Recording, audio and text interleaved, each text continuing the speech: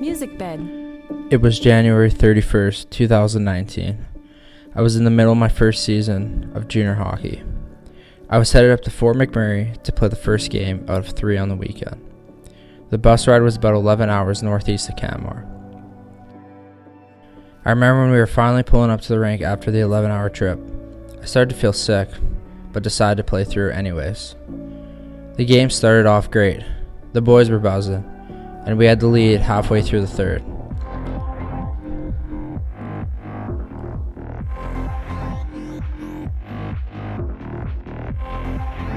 Music bed. With just 3 minutes left in the game, I skated out for my last shift, which I didn't know at the time would not only be my last shift of the game, but also my most memorable shift ever. I was lined up on the hash marks to the left of my goalie. I remember seeing the puck drop. I was having trouble getting into position since there was a battle happening in front of me. Before I could even realize what was about to happen, I was struck in the jaw with a one-time slap shot.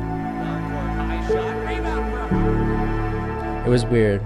I didn't have pain since I was in shock, but I was crying because I knew it should be hurting.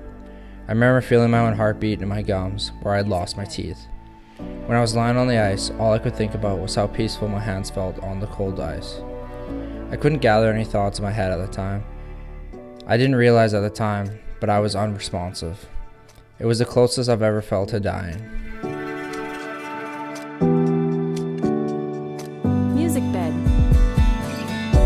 I was picked up by my trainer and rushed to the hospital.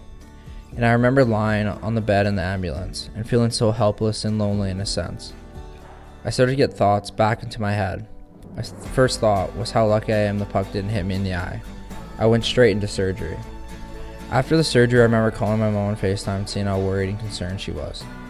I couldn't talk, but I could nod my head, and it was enough to let her know I was going to be okay. While on FaceTime with my mom, it made me think about the others around me, and that I should quit hockey and don't just do what makes me happy. I need to look out for the others. I will never forget what my mom said on the phone. Think about this. You just went through the worst injury you could get in your hockey career, and you stood up to the challenge and conquered. This injury made me realize I can go through just about anything. It was the biggest and hardest challenge I've ever overcome. 2 days after I took the puck, I would have played with a broken jaw and 3 missing teeth and 21 stitches. Pass comes back to Dylan Witzke, who was wide open. He just moves into the slot. Even with all that, I ended up scoring, and we beat the strongest team in the league. I think this shows who I am as a person and how I've grown since the injury. I got scars on my face to remind me every day of what I've overcome, and I take that with me.